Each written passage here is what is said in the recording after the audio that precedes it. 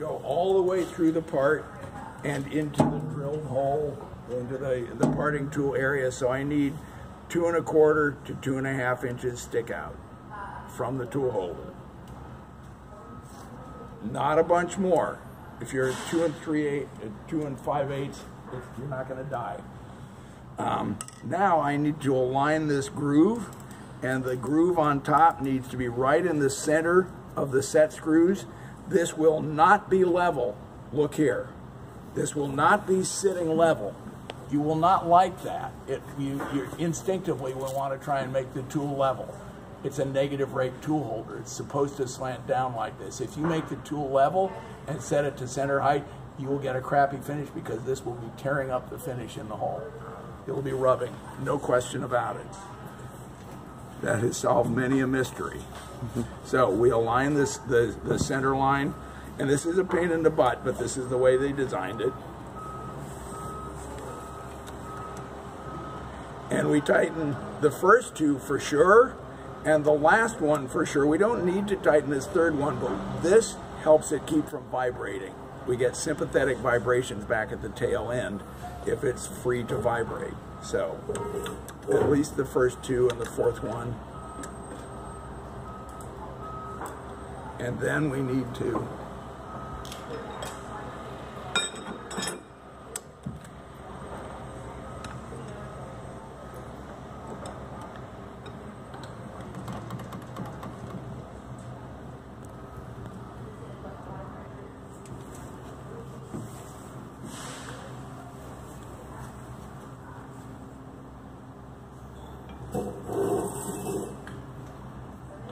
okay, and I'll face with that as well.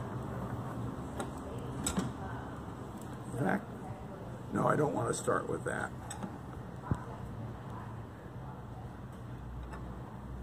Because the end of the part is rough. So I'm going to demonstrate something by not truing up the part before I face it, but you're not going to do that.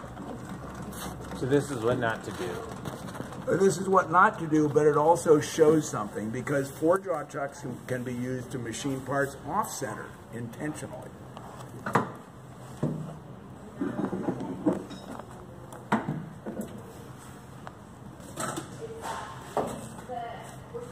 I've already checked the chuck mounting. Okay. You can feel it vibrating the machine a little bit. It looks terrifying. It does. Yeah. But this is how I've made some of my sculptures.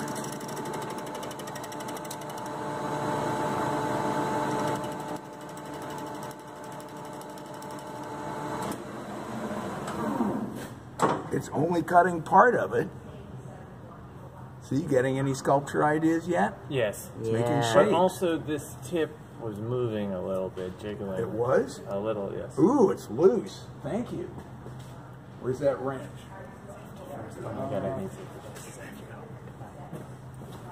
Something I didn't check. And the clamp is tight, so something is wrong. If you tighten the clamp down and the insert is still loose, there's something wrong with the holder. Okay, bad tool. The cool thing is I can take this out and put another one in. The center height will be exactly the same.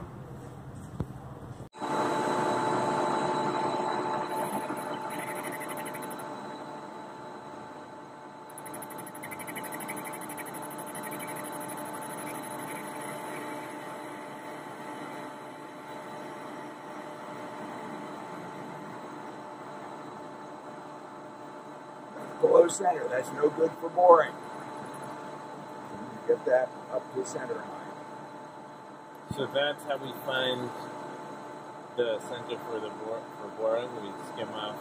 This is a good way to find exact center height for anything. But the rule of thumb is at or slightly above center height for a boring bar. At or above? Yes. And you know what? I should have explained that. So I'll draw it. And the relief angle guarantees access of the cutting edge, right? You can see that the cutting edge is not rubbing. But on an external tool, if the tool is above center height, then the tool is contacting the part below its cutting edge. So we want external tools at or slightly below, so the cutting edge is contacting. If we get it a little bit below center, it starts to create a negative rake or neutral rake situation here a little bit, but it's very mild. It will still cut well if it's within reason. Okay, but in a bore, in a hole, same horizontal center line, our cutter is inside of here. So our boring bar is round, and our cutter, it has a relief angle, a larger relief angle, so that the inside curve of the bore doesn't rub here. Okay, so if we get this low, there's a very good chance that it will start rubbing, especially if the boring bar is pretty close to the hole size. If we get it a little bit above center height, all that happens is that the rate goes a little bit more neutral or negative, a little less positive.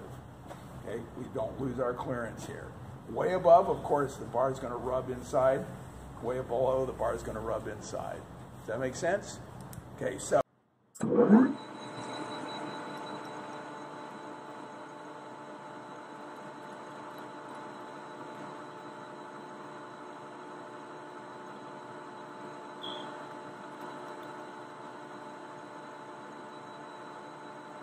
Still a little bit.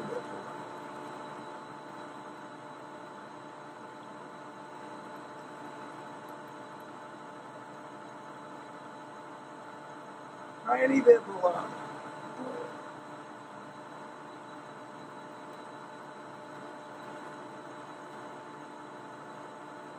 All gone. Center height's good. And I can safely check that if I stay away from the edge. I brace here, touch the center. The center is going 0 surface feet. Okay? And you can see it. Make sure you take your tool off.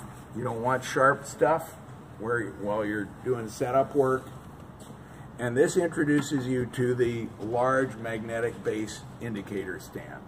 First, let's talk about these stands. You've got an on-off magnet. Okay, you turn it this way, it releases. Turn it this way, it rotates a cylindrical magnet inside so it lines up with the two halves of this shell. You've got a steel part here and a steel part here and a brass divider between them, and it magnetizes it down very solidly on this surface or this surface. Okay, I can cling this onto here, and I can even use the V groove to mount it on surfaces like this. Okay, the quill of a mill quill, a powered off chuck. Okay, it will locate itself in line with the cylindrical surface. We're just using it like this. Now, what I really want to pay attention to is these knobs. This loosens and tightens the clamp on the main mast and the clamp on the spar or boom. You can swivel this any way. We're going to be turning it around like this. And we tighten it hand tight. Do not force this, just make it tight enough so that it holds it solidly, okay? Please don't take this apart. Even if it's, on some of them, it still feels tight after you loosen the knob. Don't keep unscrewing it. It's just squeezing in and you'll be able to move it. Or bring it to me and I'll fix it, okay? Rotate the boom, turn it around this way so it faces the chuck. And now we have our good old travel indicator that should be turning on here, and it mounts on this clamp. See, that's tight even though I've loosened it. And here we have a fine adjustment knob. It's just a screw that pushes this end apart around a fulcrum, so it's a lever with a spring holding it together.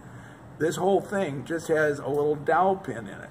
If you tighten this all the way and you're not paying attention to it, it will spring this open and this will fall out and get lost. So pay attention to this, but this is good for fine adjustment.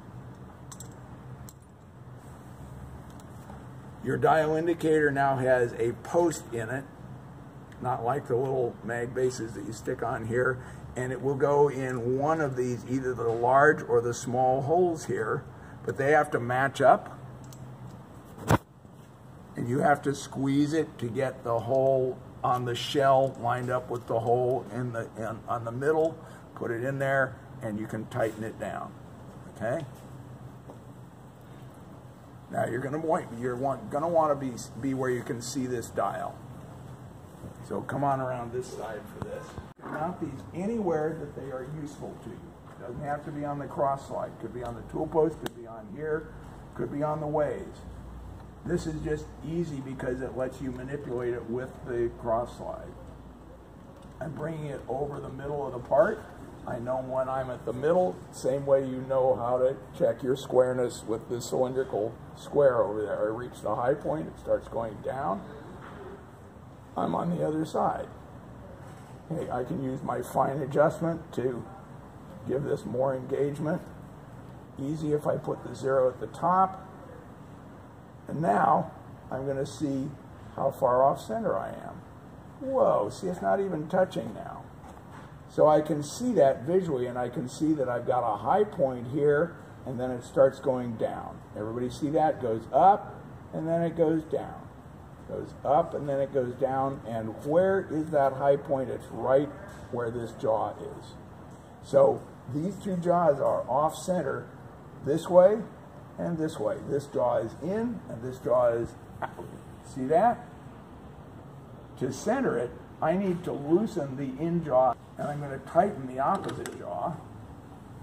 And you're going to see the dial indicator go down. See it moving?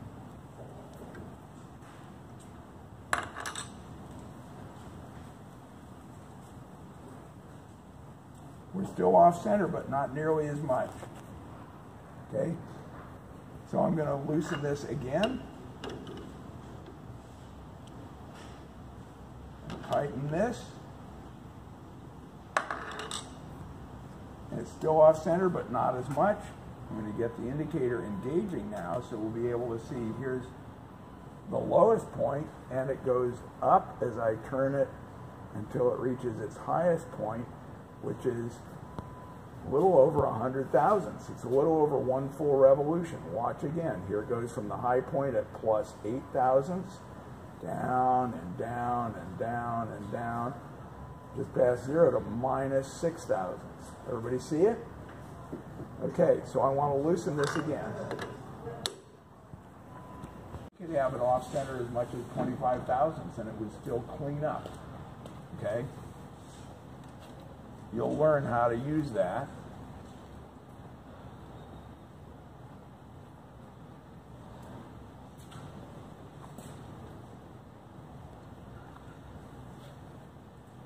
Okay, I'm going to tighten the high spot now.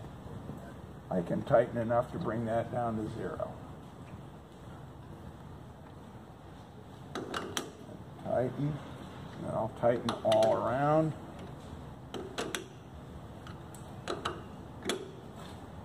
Until it is held quite tightly. I should say a word about the difference between a 3-jaw and a 4-jaw chuck. What chuck is more powerful, the 3-jaw or the 4-jaw? 4-jaw. Why? You're getting, you're holding bottom, top, and the sides. Yeah, you're holding it 4 places with 4 jaws. That's the first reason. Another reason, though, is it holds more strongly because each jaw tightens separately, so you can put this much torque on this one, this much. When you tighten a 3-jaw, you're tightening all 3 at once. Okay, you got more power. Okay, so I'm ready to do my first operation after facing the cleanup. I'm going to rough the 1-inch 433 diameter down to 1-inch 470, 1-inch 480. This is 1-inch 500. And I'm going to start at 1120 RPM, 9 thousandths feed, same feed chart. Set for longitudinal feed. And we'll see how the chips fly.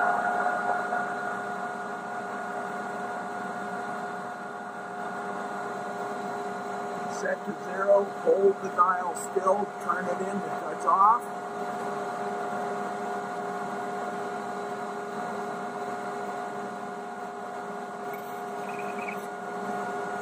And it's going to go in 25,000. That's 475.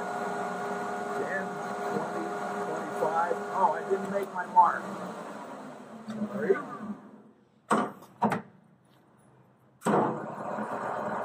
Okay.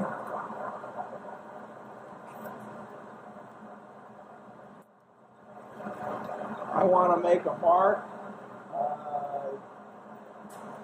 1.8 to 2 inches down the part.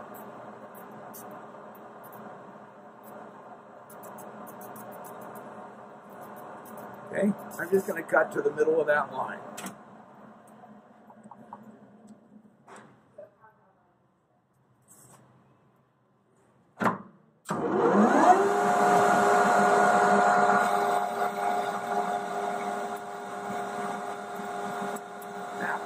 Chips are flying all over the place. If I go down to 680, it'll go almost as fast, and they won't fly so much.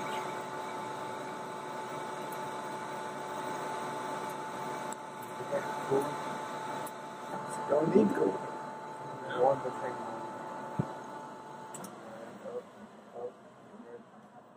There we go. Okay, so we've done that. And we want to go down to 1 inch. 430. No. We want to go down to 1 inch, 210 to 200. We're roughing this small diameter. We're going from this rough down to this rough. That's at 1100 RPM. Look at the finish. Look at the difference in finish. Not enough depth of cut, plenty of depth of cut. Now, I didn't stop. That was my mistake.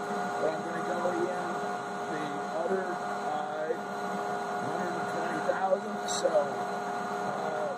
140, 10, 20, 30, 40, 50, 60, 70, 80, 90, 100, and 10.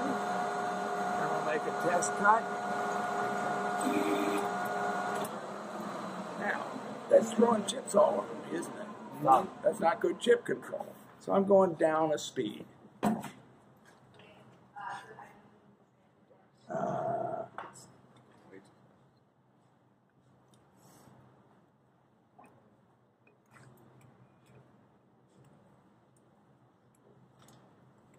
Now we want coolant.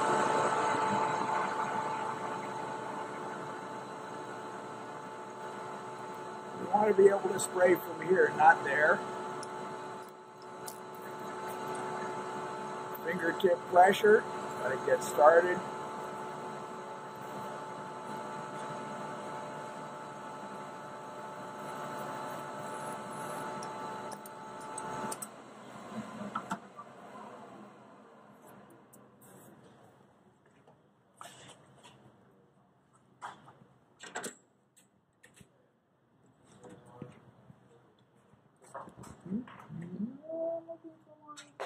My pilot drill.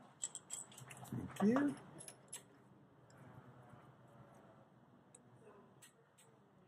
Let's see, time today. I think I'm going to finish the roughing today, and then we'll do the finishing on Tuesday. So, my speed is going to be, I could go up to 1282. So I'm going to stick with 1120 for my pilot drill. What's my easy way of controlling my depth? I'm going to start by setting my quill scale at about 1 inch right here. If I set it much further back, it's going to knock this out. So I can't get to 0 on this machine. So I'm going to start at 1 inch, and I'm going to set my dial to 0. We're not picky about the exact depth, but we want to know how deep we are. And I'm going to slide this up until the tip of the drill is at the face. I'm going to lock the tailstock down, And I'm going to start drilling until I get, how deep should we say? Rough datum A. What am I doing? Rough datum B. Rough datum A. Sorry. I am drilling 2 1/4 inches deep. Well, that'll be 3 1/4 inches on here.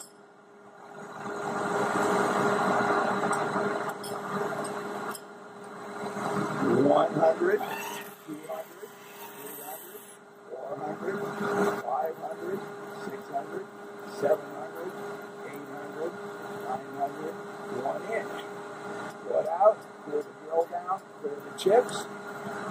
Now, you'll learn about chips popping up in the flutes because you'll hear a roaring sound. It starts sounding, and I'm going to actually do that on purpose so you hear it.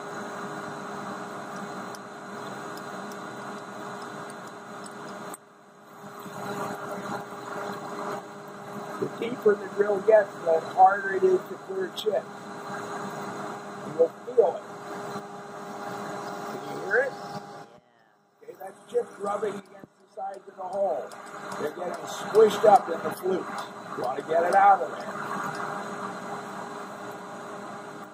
So, 1, 2, 3, 4, 5, 6, 7, 8, 9, 1, 2, 3, 4, 5, 6, 7, 8, 9, backing up.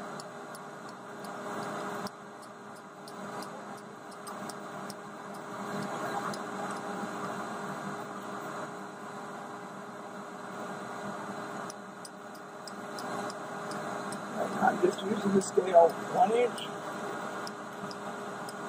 1.5 inches, 1 3/4.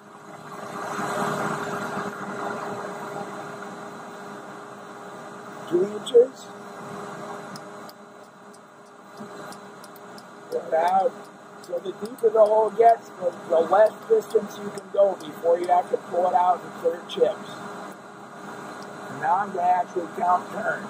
1, 2, 3, 4, 5, 6, 7, 8, 9, 10. 1, 3, 4, 5, 6, 7, 8, 9, 20. 1, 2, 250. 2 1/4 inches.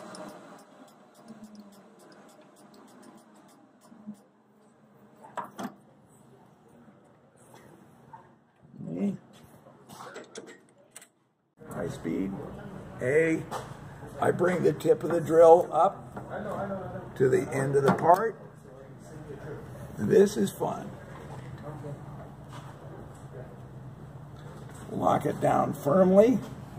You may want to get these out of your way, but this is a good place to store large magazines. Incidentally, before I forget, when you put this away, it's going on the top of the file cabinet, just inside the door, and you are going to, I'm not asking, I'm telling, you're going to put it back like this with the mast and the boom vertical. If you put it back like this, not only do they fall over and get damaged, but they take up all kinds of room. They get tangled. Okay?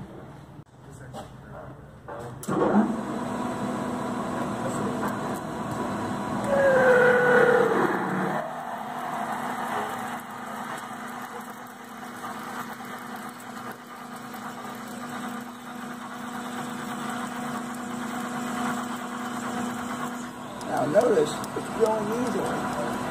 Many people ask us, well, shouldn't we drill a larger hole, then a larger hole, and then finally the final size hole?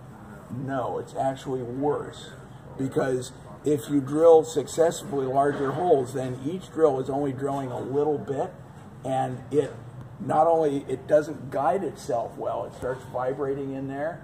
Hey, where'd all that hair go? It fell off. Oh my God. But it also is cutting only on the outer edges of the drill, and it puts more torque on it and less even cutting, so it's more danger of spinning.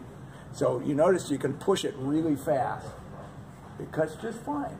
It's not having to cut at its center, so it's doing just fine.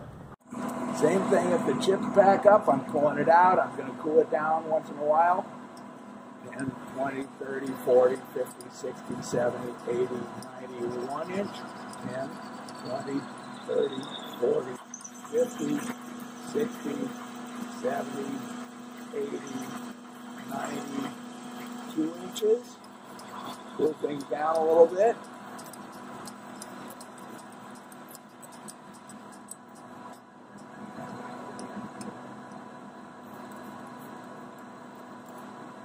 Ten, 20, 30, 40, 50, 60, 70, 80, 91, 30, 40, 50, 60, 80, 92, 2 inches 100, 2 inches 200, and 2 inches 250, and I can feel it run into the end of the pilot hole. It just gets harder to push. It's drilling, but it's harder to push. And I'm done.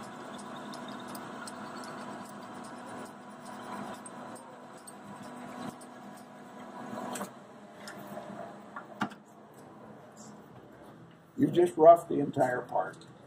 That's all your roughing cuts.